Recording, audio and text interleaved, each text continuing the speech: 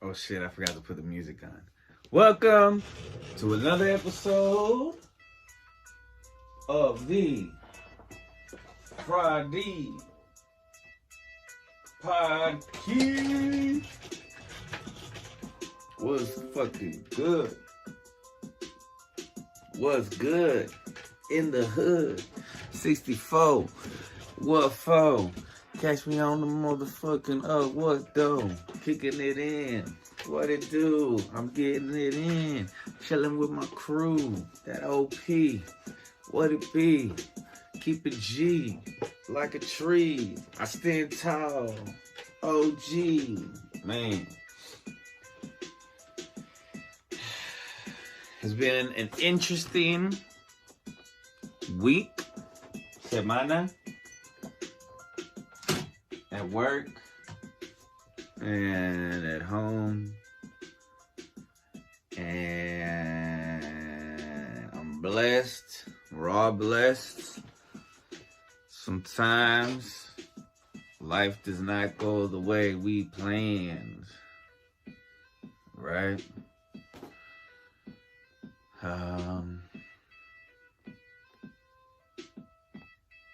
Especially when it comes to love. Why is it so easy for some people to find love and for some people it's so fucking hard? I don't get it. Whatever. So, this is 64. Let's get into it. So, I was seeing a lot of these for a while. I haven't seen them recently, but there's a period of time. I mean, there was a tree in my backyard that had a family full of woodpeckers.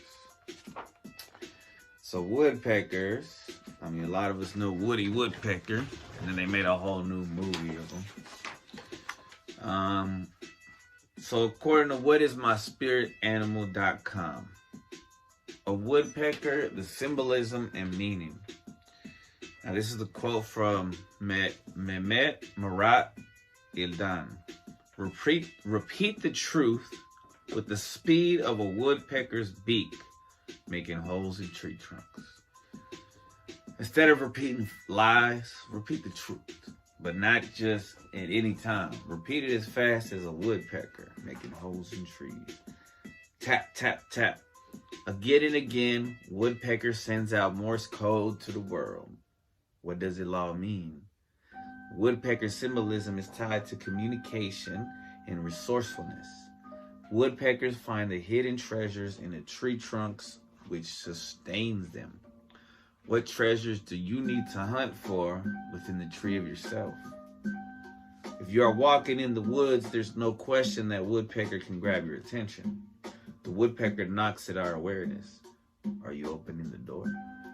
Shamans and wise people liken that woodpeckers hammering to the sound of the drum. In the human world, the reverberation of the drum is akin to a heartbeat. It is an instrument that's part of so many rituals and ceremonies that it deserves an honored place in our spiritual pursuit.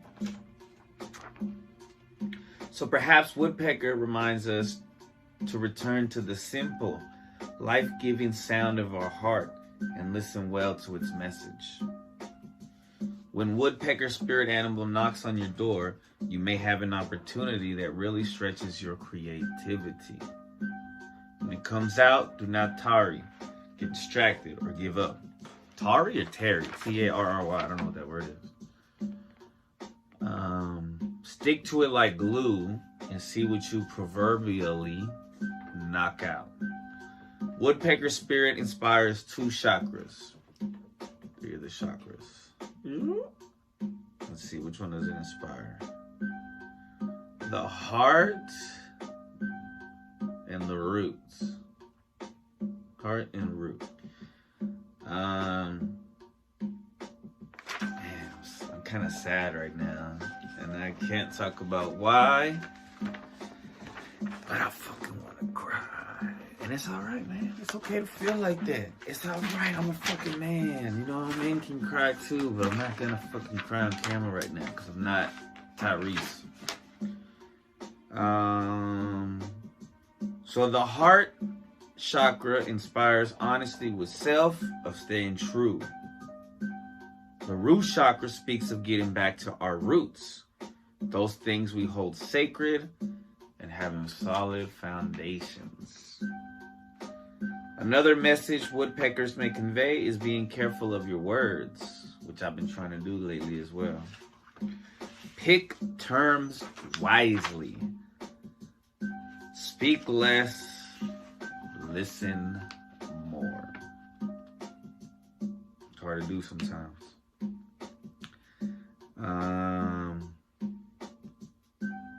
Don't overcomplicate a matter that can be answered succinctly.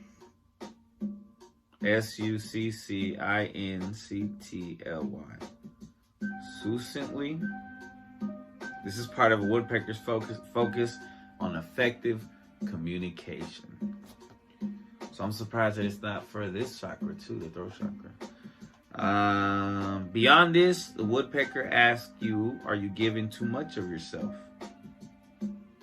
Kindness is a laudable attribute, but it is also one often abused. Listen to both your heart and head before volunteering help.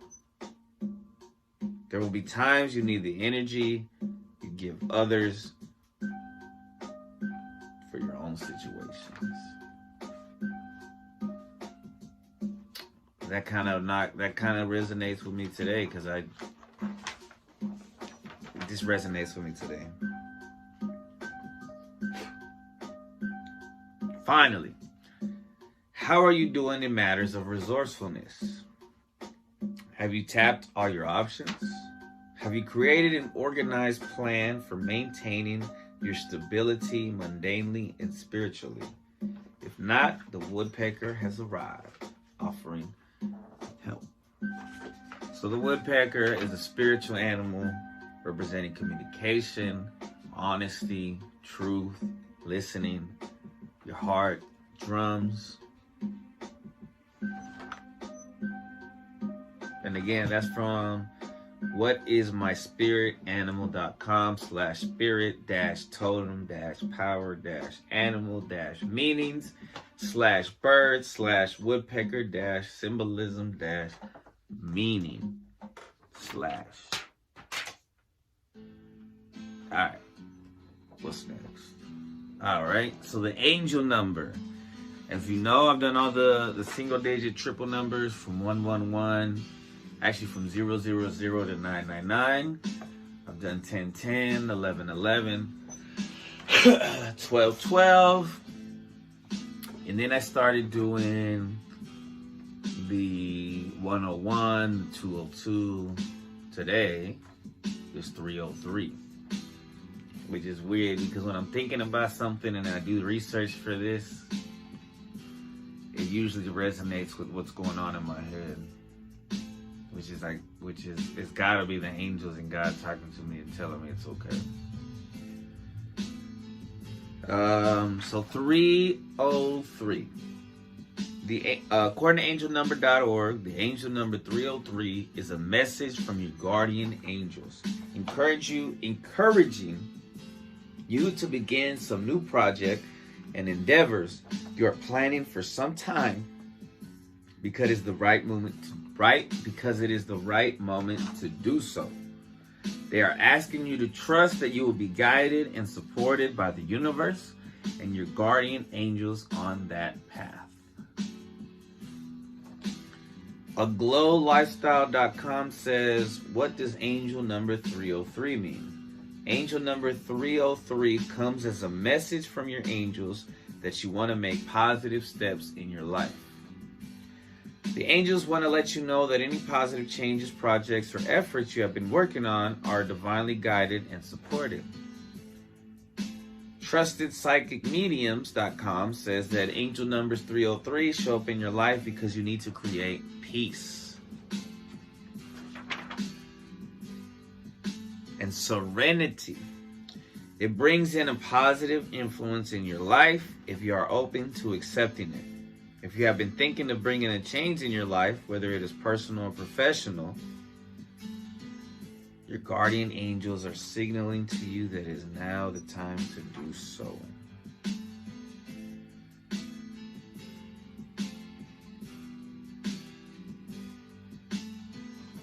Sorry, I just thinking too much. Joynumber.com in the last segment for 303 brings a message of adventure and spontaneity to your life. The angels want you to live your life to the fullest. Also, this number calls on you to be broad-minded. You need to understand what motivates people.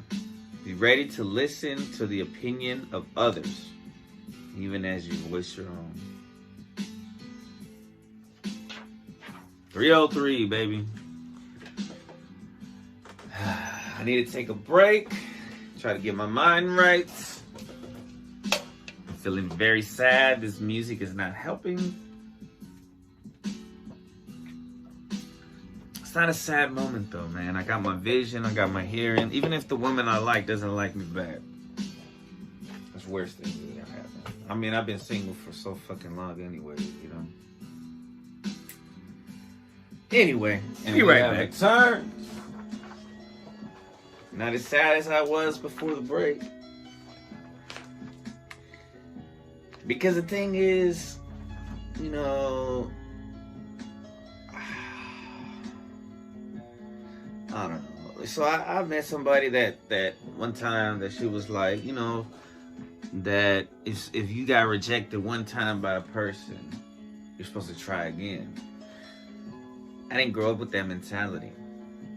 But there's this person that I like a lot, who I'm probably not even on her fucking radar.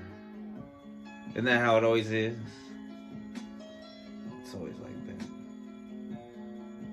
At least for some of us. Some of us, not. Some of y'all motherfuckers are lucky and found your soulmates and your forever partners and shit. And I'm over here like a fucking fish lost at sea.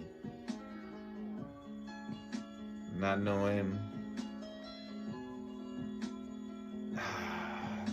And I did it to myself. I stayed single for too long. It doesn't matter. Nothing fucking matters. What matters is my son. And that's it. My personal feelings don't fucking matter anymore. It shouldn't. It's not a priority. All that shit was out the window when I had a kid. As much as every molecule of my being wants to ask somebody out. I asked them out like a year ago. They said no. We all know a year ago I didn't have these glasses and I didn't have this hair. But I don't know, man. I'm so confused. Anyway, to the most popular segment of the Friday podcast, Badass Women in History. And I'm continuing on the journey that we've been going on. I did Aztec Queen and African Queen. I came back to North America. And I'm going to talk about the Mayan, the women that played, because they weren't necessarily queens. They weren't called queens. But they were queens. So during the 7th and 8th centuries in Mesoamerica, there was an evident, this is from Wikipedia, so take that with a grain of salt. There was an evident shift in the roles women played in ancient Maya society as compared with the previous 2 centuries. It was during this time that there was a great deal of political complexity seen both in Maya royal houses as well as in the Maya area. Warfare was a significant factor in political competition, and marriage was one of the ways that alliances were made between the different polities. This was accompanied by a shift in women's roles from wife and mother to playing integral parts in courtly life, such as participating in rituals involving the supernatural world and at times ruling individual polities. A handful of women are described and depicted on monuments, taking on roles and titles that were usually reserved for men. High-ranking titles that both men and women could hold, including Ajah and Kalumte. The title of Ajah was seen as the most general title that persons of nobility could have if they were born into the right social ranking. Meanwhile, the title Kalumte has an unclear meaning, but it is at the site of Tikal where the title is used as the highest rank. Among the high-ranking women in ancient Maya society during the classic period were several who rose to the position of ruling queen. Okay, I lied. They are called queen. Some acceded to the throne in their own right due to the lack of a male heir. Others served as regents until their sons were old enough to rule. These women included Lady of Tikal, Lady Yol Iknal, and Muanmat of Palenque, Lady Six Sky of Naranjo, Lady Cabell of the Wak Kingdom, and Lady Evening Star of Yaxchilan. So, there's not a lot of information on any of these women, but I found the most on Lady Evening Star. I mean, I was going to do Lady of Tikal. The other ones I didn't even look at, but Lady Evening Star seemed like, I like the name. The Evening Star, the stars on the shirt. I think these are stars. So Lady Evening Star came to Yaxchilan from Calakmul. She was a secondary wife to Shield Jaguar the Great. His name, or you could call him, Itzmanaj Balam II. Although a secondary wife, Lady Ixkul, or Lady Evening Star, may have ruled for a short time in Yaxchilan's history until her son Yaxun Balam IV was old enough to take the throne. A review of the dynastic history of Yaxchilan during Itzmanaj Balam's reign indicates he had 3 wives. His aunt, Lady Xoc, Lady Sakbian, and Lady Ixkol, aka Lady Evening Star, with Lady Xoc as the primary wife. Upon the death of Itzmanaj Balam, the right to the throne would traditionally go to his heir through his Lady Xoc's line. However, this is not what happened, and nearly 10 years after his death, it is his son from Lady Ixkol that took the throne, not from the main wife. There's a great deal of speculation as to why the son of a secondary wife took the throne, and did so after the king had been dead for 10 years. The current thinking is that the rightful heir through Lady Xoc's lineage may have been her son, or perhaps a nephew or brother, but this individual was captured during a conflict with Dos Pilas in 745. Information regarding this interregnum period tends to be conflicting.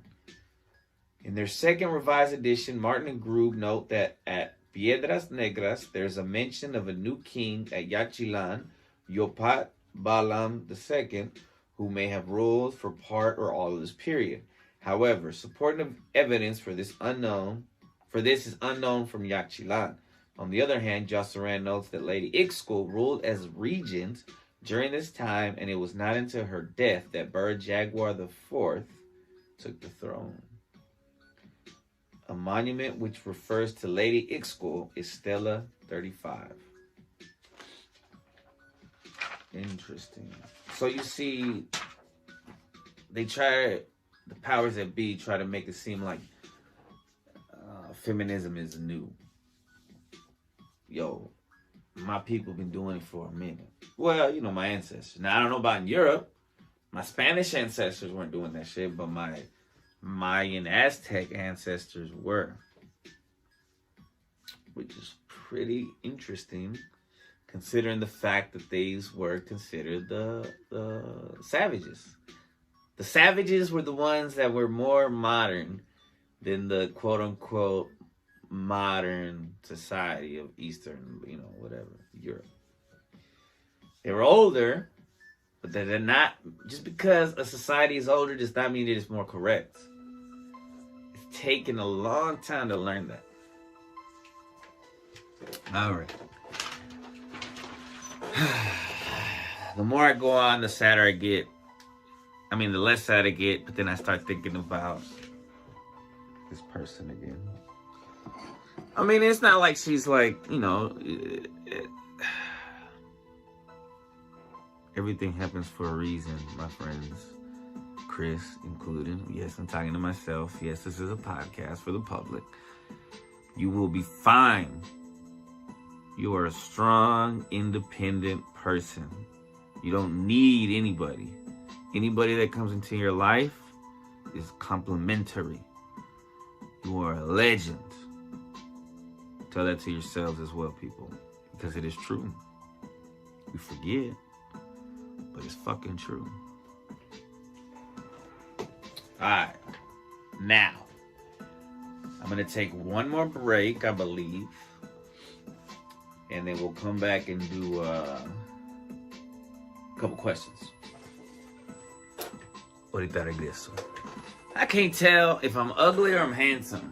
Isn't it weird how we see ourselves differently than other people see it? I mean, I've never had my... everything happens for a reason, man. I don't know. I'm still trying to explain to myself that what I'm feeling is an unnecessary feeling. Cheers.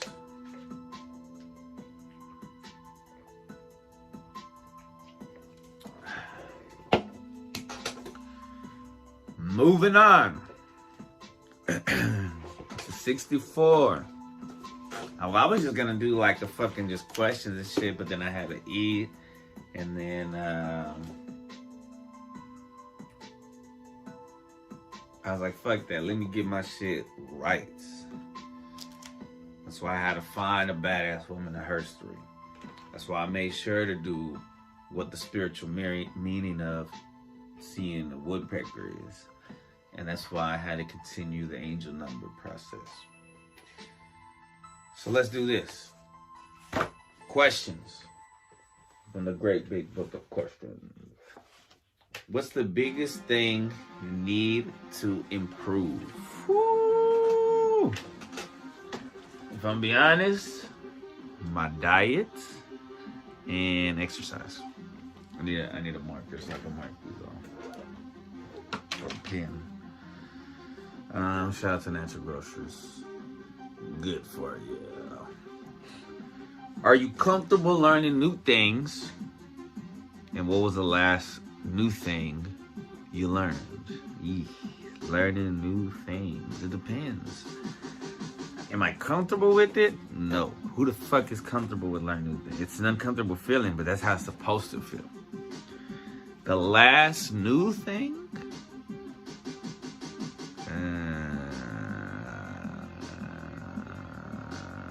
I learned what elfin somebody means. I thought it was like white elephant or secret Santa or some shit, but it's different. So I learned that, and that was easy, I guess. What is your favorite mystery series?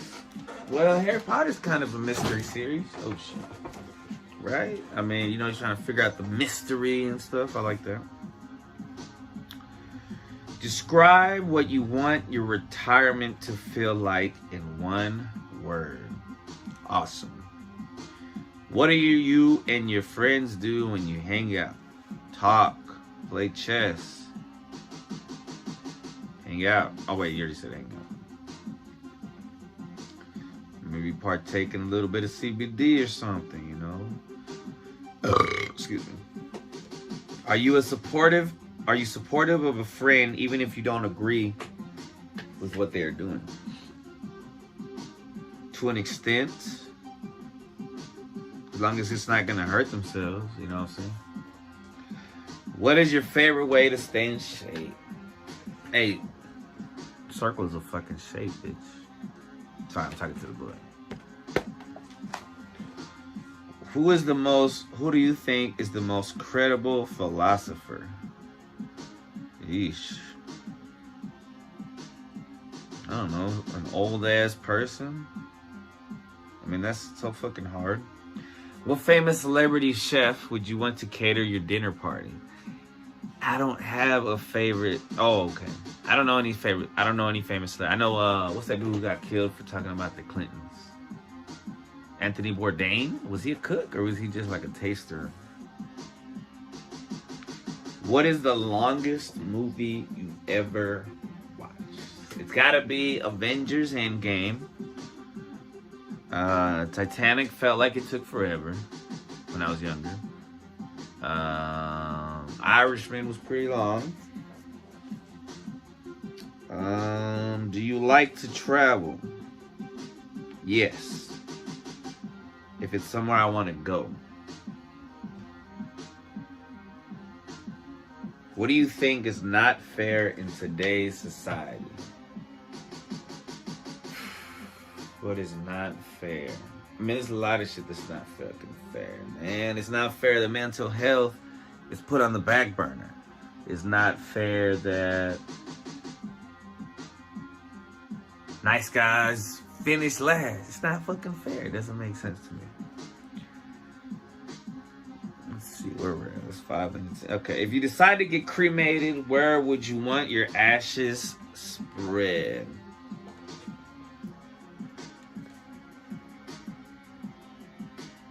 I have no idea. I mean, I've been in the ocean, but I don't particularly have like this. I don't know where I want my ass. I want y'all to fucking keep my ashes, to be honest with you. Keep them hoes in a jar in your house and tell your great-great-grandkids who I am. Don't fucking get rid of my ashes, you piece of shit. Whoever the fuck is holding my ashes. If someone asked you to give them a random piece of advice, what would you say? If someone asked me to give them a random piece of advice, love yourself. Love yourself. Or no one else will. What is your first proper memory? I don't know what the fuck a proper memory is, but my first memory that I can recall was being at the airport and watching my uncle take off to the Marines. I remember seeing the airplane go. And I remember looking out the airport window as this plane left. And I was like in kindergarten or some shit. I also remember being in the hospital from being dehydrated because my dad used to give me Coca-Cola in a bottle. And I didn't drink enough water. What do you do if people are nosing into your business? I step back and I'm like, whoa, what's going on here? Why are people getting into my business? What's the real reason for the season? Are you cheesing? Are you breathing? Are you grieving? Are you sleazing? Put some season on that chicken. I'm a gripping. Start dipping. Girl, you tripping. Come with it. Busting flows. You already know. Every time I come up, I be coming back for more. Like, damn, he got the munchies. Got the motherfucking munchies, the bunches, the sunches, the lunches, the tunches, the rantas, the buntes, the para. Okay.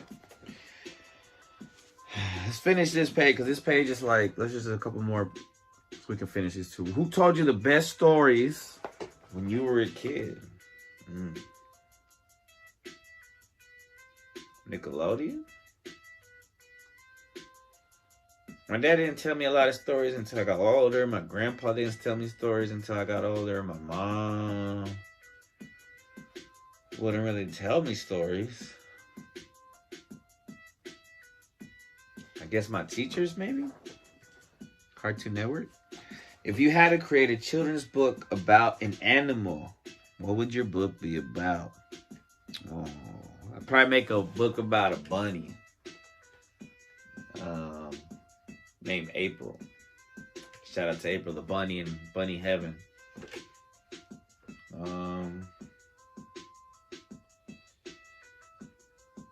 Life is a trip, yo. And you gotta appreciate the little things. And even if that guy closes a door, there's windows. There's emergency exits. There's fire exits. Just because the door's closed don't mean that's your only exit.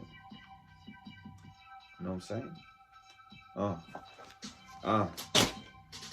Every time I hop on stage, I lose rays. I keep on going like I'm trapped in a cage. Man, I'm going so hard, chilling on the boulevard with my squad, and I'm about to pull the cat out. If I had to, girl, pull that fucking cat out. Yo, that's aggressive, and I'm sorry. And I'm not in the greatest of moods. I'm not super happy. But I'm blessed, baby. So damn blessed. Alright, what does Yoda have to say today? Be more Yoda. Let's see. Random page that hasn't been read. Oh. Listen to your instincts, which I did today. Being afraid, low battery mode. Being afraid isn't always bad. I think I'm about to wrap up because the battery's about to die. If you find yourself trapped... Okay, let me read that again. Listen to your instincts. Being afraid isn't always bad. If you find yourself trapped in a garbage compactor with the Dianoga creature swimming around your feet, fear will compel you to figure a way out. And if you're suddenly pulled towards a moon-sized weapon of mass destruction, don't panic. Knock out a couple of stormtroopers, steal their armor, and continue the mission. Bravery isn't the absence of fear. It's your constructive response to it. Bravery is your constructive response to fear. Because fear is a human emotion. And then the picture they have is, the OG squad trapped in there. And Han Solo says, I have a bad feeling about this. Which is not his fucking voice. Thank you, Yoda. What chapter is this from? From the Overcoming Obstacles chapter. Beautiful book, man. We still got a few pages to go through. So don't worry. We still got... And then after we get this, we'll get another... like meditation book or something, It's all good. I truly love y'all. This was a short episode. I'm not feeling super happy for personal reasons. It's not a big deal. I'm a grown up. I need to get over it. And I love y'all for listening. I love myself, as you should love yourself. See y'all for episode 65. Peace.